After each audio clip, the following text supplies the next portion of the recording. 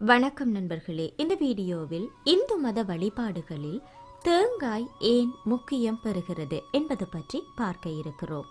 ஆலயங்களில் இறைவனை வேண்டிய பிறகு தேங்காய் உடைப்போம். அதே போல ஒரு நல்ல காரியத்தை தொடங்குவதற்கு முன்பும் தேங்காய் உடைப்போம். அந்த தேங்காய் எப்படி உடைந்தால் நம் வேண்டுதல் நிறைவேறும் என்றவாறு எங்களுடைய நம்பிக்கைகளும் அதை ஒட்டி இருக்கிறது. தேங்காய் என்பது மனிதனுடைய ஆணவம், கன்மம், மாயை ஆகிய 3 விடயங்களும் அடங்கியது என்று சாஸ்திரம் கூறுகிறது. தேங்காயின் மட்டை மாயை என்றும், அடுத்து இருக்கும் நார் கன்மம் என்றும், கடைசியாக இருக்கும் ஓடு ஆணவம் என்றும் சொல்லப்படுகிறது. இவற்றை நீக்கிவிட்டு பிறகு தேங்காயை கடவுளுக்கு படைக்கும் போது அதுதான் பரிசுத்த ஆன்மா என்று சொல்கிறார்கள். இந்த 3 விடயங்களையும் வாழ்வில் இருந்து நீக்கிவிட்டால் கடவுளின் அருளையும் ஆசியையும் பெற முடியும் என்பதே இதன் அர்த்தமாக இருக்கின்றது. அந்த வகையில் தேங்காய் உடைவதை பொறுத்துத்தான் நாம் செய்ய போகின்ற செயல் எவ்வாறு அமைய போகிறது என்ற நம்பிக்கையை பொதுவாக இந்து மதத்தில் வைத்திருப்போம். தேங்காய் உடைக்கும் போது அது சரி பாதியாக உடைந்தால் குடும்பத்தில் இருக்கும் மனக்கசப்பு நீங்கி குடும்பத்தில் ஒற்றுமை ஏற்படும் என்ற நம்பிக்கை இருக்கிறது.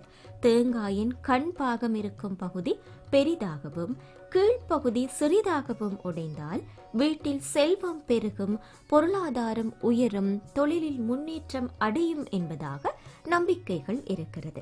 இதே போன்று கண் பகுதி சிறிதாகவும் கீழ்ப்பகுதி பெரிதாகவும் உடைந்தால் குடும்பத்தில் உள்ள பிரச்சனைகள் கூடிய விரைவில் தீர்ந்து இல்லத்தில் மகிழ்ச்சியும் நிம்மதியும் பெருகும் என்பது அர்த்தமாகிறது.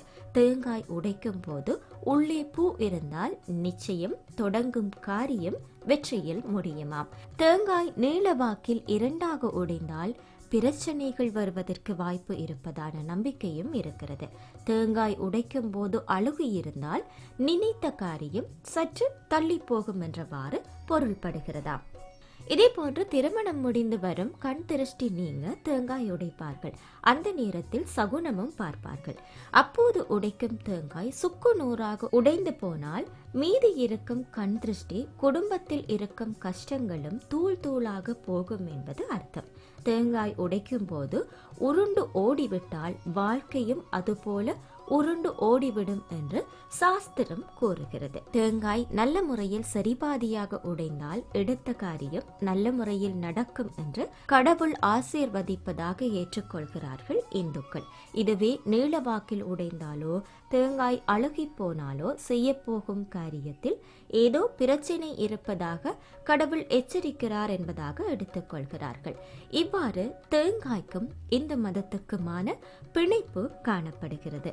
மேலும் இது போன்ற வீடியோக்களை பார்வையிட வணக்கம் லண்டன் யூடியூப் சேனலை சப்ஸ்கிரைப் செய்யுங்கள்.